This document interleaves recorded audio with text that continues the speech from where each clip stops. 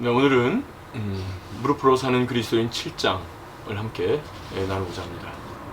기도는 애를 쓰며 수고하며 치열하게 하는 것이다. 이것이 제목입니다.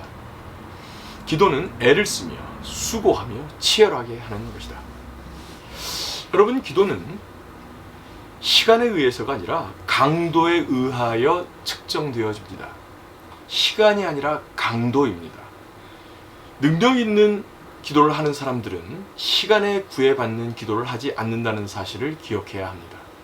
그들은 기도를 중단할 수 없기 때문에 그토록 오랜 동안 기도를 계속하는 것이죠. 그러나 기도는 버텨내야 하는 무거운 짐이나 성취해야 하는 어떤 넌더리 나는 임무로 주어진 것이 아니라 무한한 기쁨과 능력이 서려 있는 것입니다. 때를 따라 돕는 은혜를 얻기 위하여 은혜의 보좌 앞에 나가라, 이렇게 주님은 말씀하시죠. 그것은 명령이 아니라 하나님의 즐거운 초대라는 것을 기억하셔야 됩니다. 자녀가 아버지에게 무엇을 부탁하러 나아갈 때 그것이 짐이 됩니까? 그것이 부담이 됩니까? 결코 그렇지 않죠.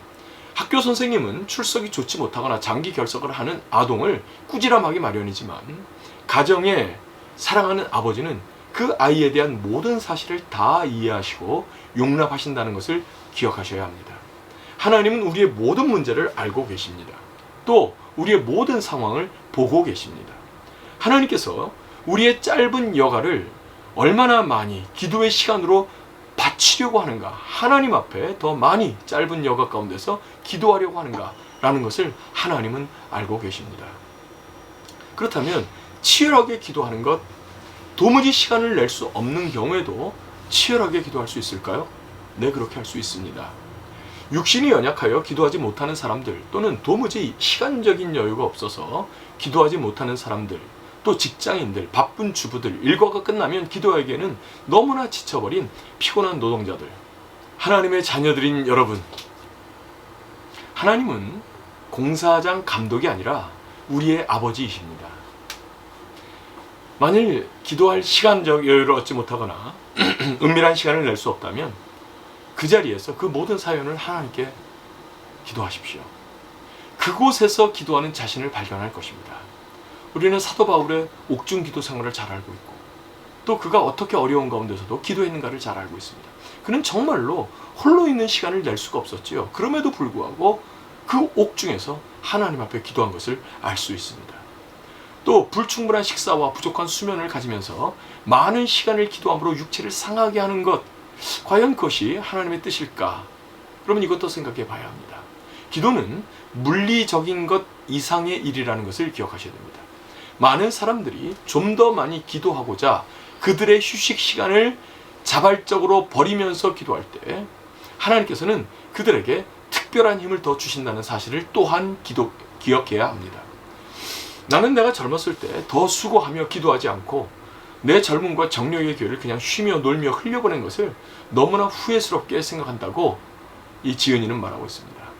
성도들이여, 아무리 시간이 없고 여유가 없어도 지금 여기서 더욱 힘을 들여 시간을 내서 더 많이 기도하시기 바랍니다. 여러분, 이것이 그저 시간을 내서 혼자 있는 시간을 낼 수 없으면 그 자리에서 기도하라는 이 말이 핑계가 되지 않도록 또한 해야 합니다. 내가 모여서 기도하는 일에 대하여 게을러도 괜찮다 라고 하는 말씀이 아니라는 거 여러분 기억하셔야 합니다. 물론 하나님께서 우리가 기도하기 때문에 업무를 게을리하는 것을 원하지 않으십니다. 그러나 우리가 일반 업무를 줄이고 기도를 더 한다면 업무를 더 효과적으로 할 수 있다는 것은 확실합니다. 순간순간 우리의 기도의 기회를 포착하고 쉬지 말고 하나님께 기도하도록 합시다. 그래서 여러 가지 아이디어들이 있을 수 있지요. 하나님을 순간순간 기억할 수 있는 여러 가지 아이디어들, 가령 거울에 스티커를 붙이고 하나님을 바라보라 라고 하는 것, 또는 내 책상 주변에, 또는 내가 일하는 주변에 하나님을 기억할 수 있는 여러 상징들을 달아놓는 것입니다. 기도하는 습관이 매우 중요합니다. 우리를 사랑하시는 아버지는 언제나 거침없이 순간순간 우리 가운데 오신다는 것을 기억하시고, 우리 또한 하나님 앞에 그렇게 나갈 수 있다는 사실을 기억하시기 바랍니다. 두 번째, 치열하게 기도하는 기도 중에 씨름하는 기도가 있습니다. 마귀는 하나님이 우리를 사랑하신 분이라는 것을 잊어버리도록 방해합니다. 아버지보다 아버지 선물에 더욱 관심을 가지도록 하는 것이죠. 하나님에 대한 생각보다 우리의 기도 제목에 더 많은 신경을 쓰게 하는 것입니다. 성도 여러분, 기도는 기도 제목을 하나님께 알려드리는 것에 목적이 있는 것이 아닙니다. 사무적 알림이 아니라는 것을 여러분 신경 쓰셔야 합니다. 사무적 알림이 아닙니다.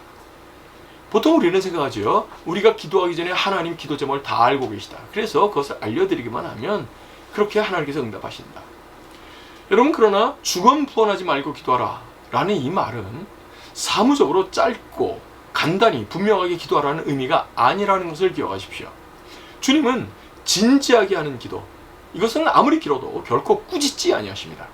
모든 세대에 걸쳐서 증명되는 바 하나님의 사람들에게는 하나님과 함께하는 수많은 기도의 밤들 뒤에 많은 권능의 날들이 따라온다고 하는 사실들을 증거하고 있습니다. 여러분, 주님의 사례를 봐도 우리는 확인할 수 있습니다. 일보다 기도입니다. 주님은 잠보다 기도에 우선순위를 두셨습니다. 휴식보다 기도에 우선순위를 두셨다는 것을 우리는 분명히 알고 있습니다. 많은 시간 집중하여 기도하는 것이 필요합니다. 많은 시간 집중하여 기도하십시오. 하나님의 인격 앞에서 오랜 시간 씨름하는 기도를 하시기 바랍니다. 그 기도에 하나님이 능력을 부어주십니다.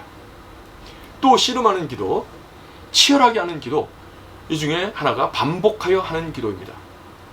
반복해서 기도해야 하는가? 네, 맞습니다.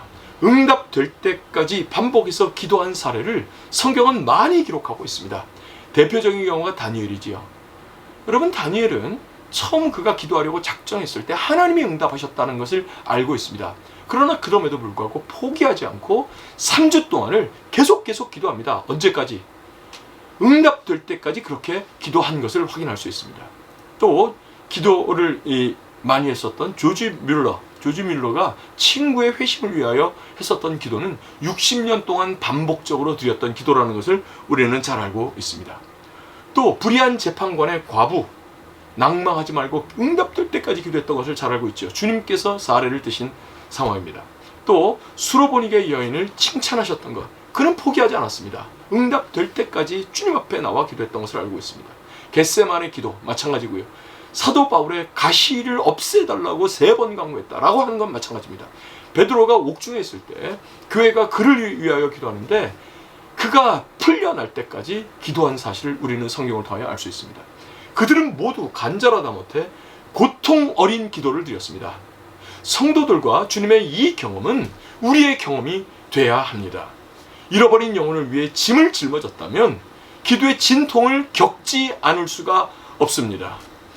여러분, 존 낙스가 스코틀랜드가 아니면 죽음을 달라라고 자기가 기도했고, 뿐만 아니라 모세도 역시 그렇게 기도했고, 주님 역시 그렇게 기도했고, 사도 바울 역시 그렇게 기도한 것을 우리는 성경을 통하여 분명히 알 수 있습니다.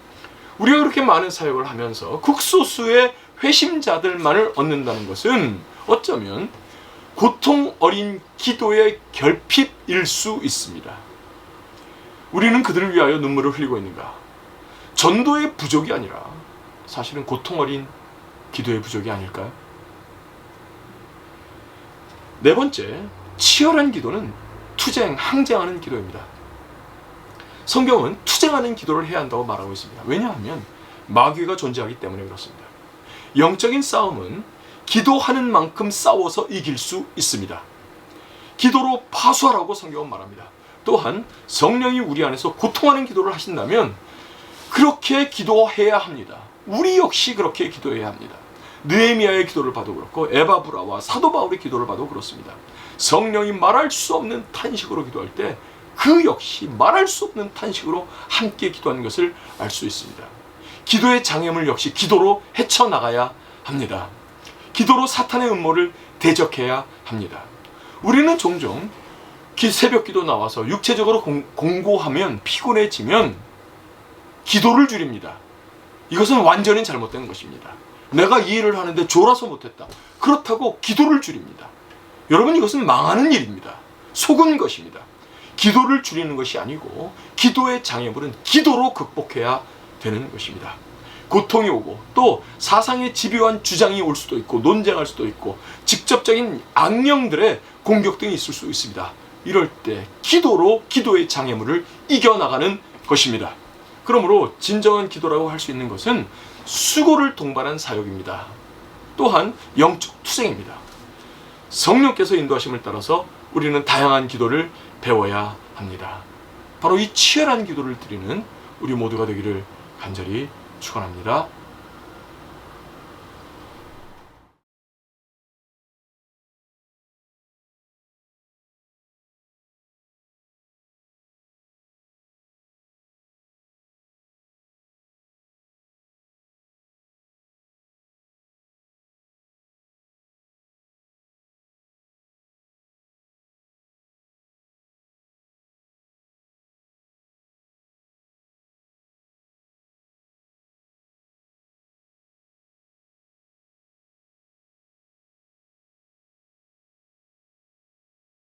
하나님의 자녀들이요.